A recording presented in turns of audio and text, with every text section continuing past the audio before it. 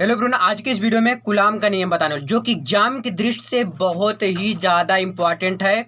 ये भी मैं गारंटी लेता हूँ कि 100% आपको समझ में भी आएगा। सिर्फ इस वीडियो में कूलाम का नियम बताऊंगा। इस प्रकार से छोटे छोटे पार्ट करके मैं बना रहा हूँ वीडियो। क्लियर? तो देखिए, कूलाम का नियम क्या होता है। दो बिंदु आवेश, कोई दो बिंदु आवेश है ना। दो बिंदु आवेशों के बीच लगने वाला आकर्षण तथा प्रतिकर्षण बल। आकर्षण बल क्या होता है, प्रतिकर्षण बल क्या होता है, ये भी मैं समझाऊंगा आपको। इनके आवेशों के गुणनफल। रटना है क्या? नहीं रटना, क्योंकि इस चैनल पे समझाया जाता, रटाया नहीं जाता। तो ध्यान दीजिएगा। देखिए, यहां पर है दो बिंदु, ठीक है। अब दोनों बिंदु, ध्यान दीजिएगा क्या मैं कह रहा हूं।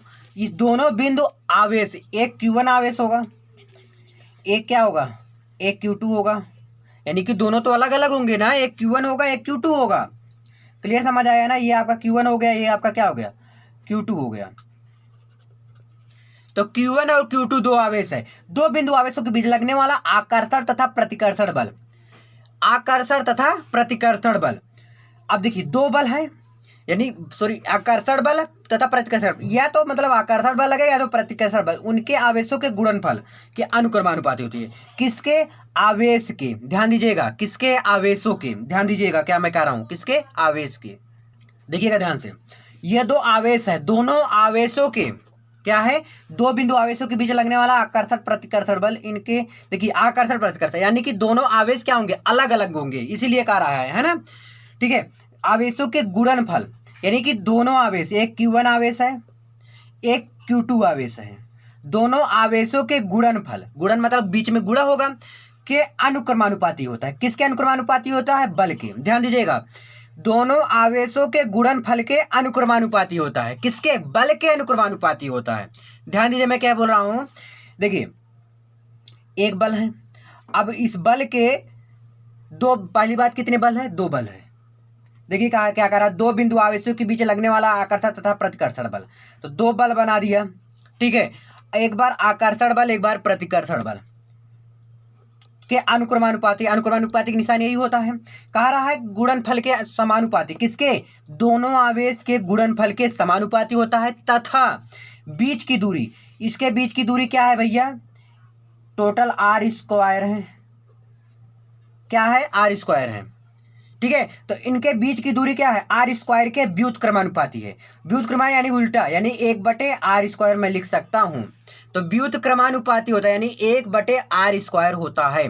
समझ आ गया कि नहीं? दोनों आवेशों के गुणनफल के अनुक्रमानुपाती तथा उसके बीच के दूरी के, बीच की दूरी क्या है? r²। बीच की दूरी के वर्ग के व्युत्क्रमानुपाती। व्युत्क्रमा यानी 1/r²। अगर अनुक्रमानुपाती होता तो ये बटे नहीं होता, यानी कि डायरेक्ट r² हो जाता। क्लियर समझ आ गया ना?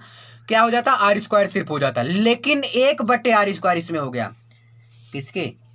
बल के व्युत्क्रमानुपाती होता है। किसके? बल के व्युत्क्रमानुपाती होते हैं। ध्यान से सुनिएगा, दो बिंदु आवेशों के बीच लगने वाला आकर्षण तथा प्रतिकर्षण बल, दोनों बल हो गया, दोनों आवेशों के गुणनफल के अनुक्रमानुपाती तथा बीच के दूरी के वर्ग के, ये बीच की दूरी आर ही मानेंगे ना, बीच की दूरी के वर्ग के, ये बीच की दूरी आर ही मानेंगे, r² नहीं मानेंगे। बीच की दूरी के आर है ना, बीच की दूरी के क्या है? वर्ग के व्युत्क्रमानुपाती होते हैं। तो इसको समीकरण नंबर 1 दे देंगे, इसको समीकरण नंबर क्या देंगे? 2 दे देंगे।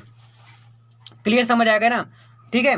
अब देखिए, दोनों समीकरण को क्या करने पर, हल करने पर, लिखो दोनों समीकरण को हल करने पर,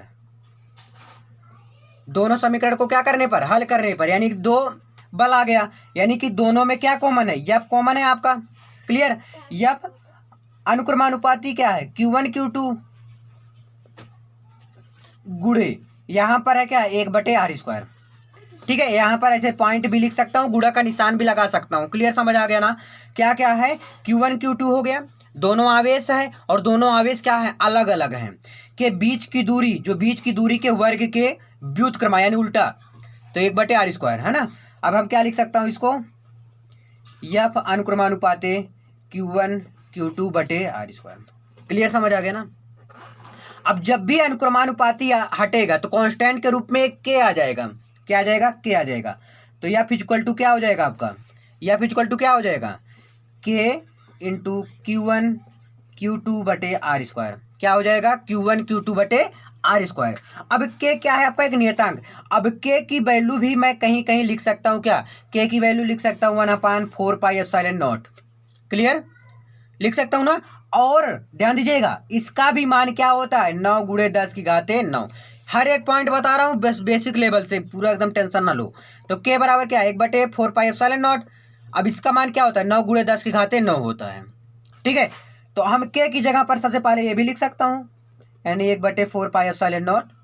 और ये फॉर्मूला बहुत जगह काम आएगा, बहुत जगह काम आएगा। तो यह बराबर क्या हो गया आपका, 1/4πε0 इंटू Q1 Q2/r²।